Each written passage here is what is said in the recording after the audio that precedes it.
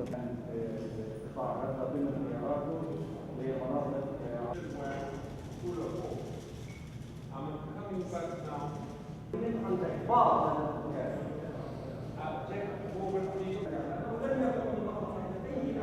الحفاظ على ولا يوجد طريق على الإطلاق للحفاظ على الأمن والاستقرار.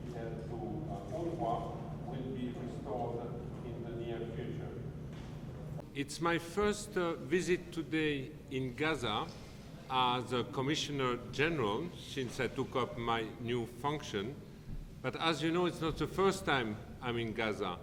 I almost started my career 30 years ago in Gaza as the head of the ICRC office. At the time I was here, it was a tough time, but it was still a time people were full of hope.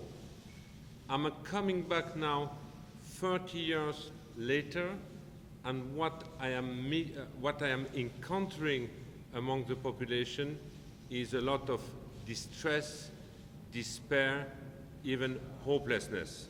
Abject poverty is on the rise, and there is absolutely no doubt that the COVID now is spreading and impacting the entire population, in addition of all the challenges people are going through due to the blockade, due to the unemployment, due to the poverty, due to the divisive politics. The health system is on its knees, is about to collapse at a time the pandemic is rising, rising, rising. And in this situation, more than ever, Palestinian refugees and the population count on UNRWA to deliver its services, to deliver on the basic right of the Palestinian refugees, to ensure day-to-day education, to ensure access to healthcare, but also to ensure a minimum of social protection. And we should not fail this expectation from the Palestinian refugees. Unfortunately, this is taking place at a time UNRWA is going through an unprecedented financial crisis. You heard me last week. I have raised the alarm. For the first time in the history of the agency, we have no cash available anymore to cover our spending between now and the end of the year. We are on the edge of the cliff, but I still believe we can avoid to fall. We can avoid to fall if the solidarity of the international community is expressed now. The international community over the last few years has shown a lot of solidarity for Palestinian refugees and for UNRWA.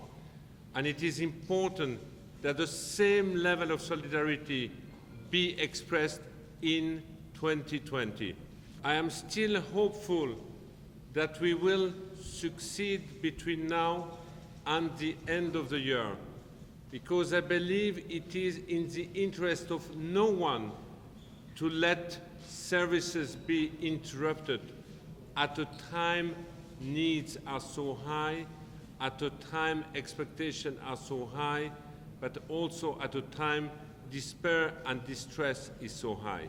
So once this emergency overcome, it is time once for all to address the financial crisis for UNRWA.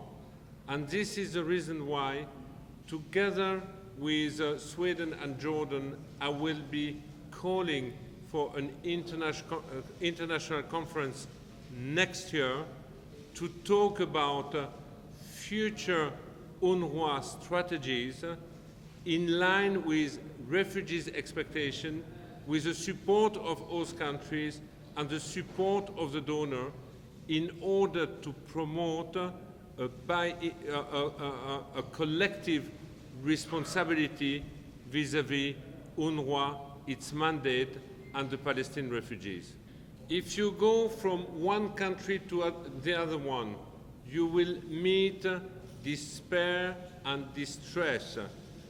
And I do believe, and this is the message I am conveying to the international community, there is no better investment than investing in UNRWA and in the human development of Palestinian refugees if you want to invest in stability in the region at a time the region is as volatile as it is. Let's do no mistake. No one wants to be a refugee. No Palestinian refugee wants to be a refugee 70 years later. The status of the Palestinian refugee can only be addressed through a lasting political solution.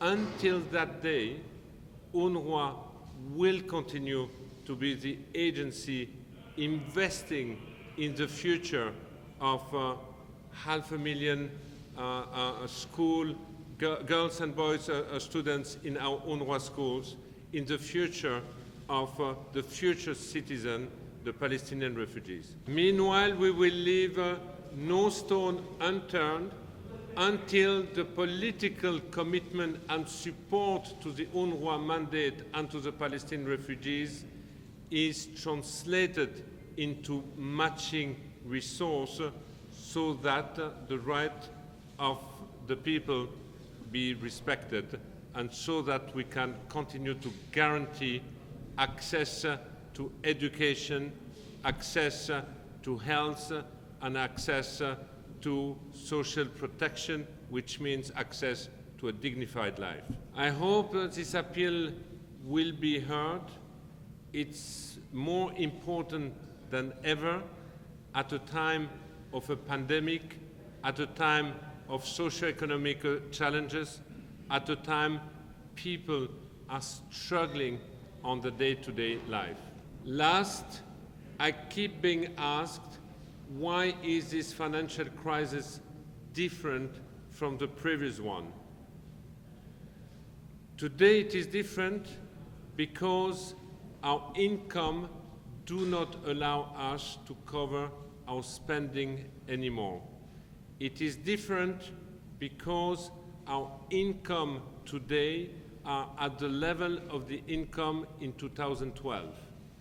Because between 2012 and 2020, there have been multiple crises and needs of the people have significantly increased.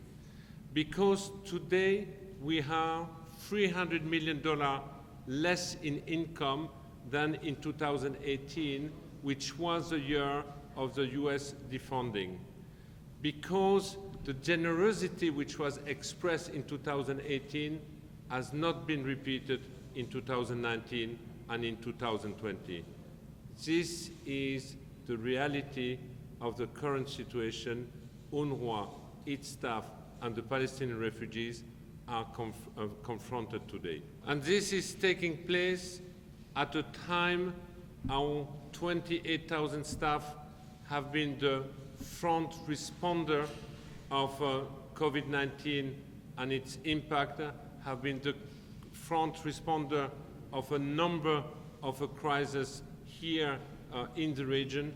At a time they have paid a high toll when it comes to the COVID, including through death.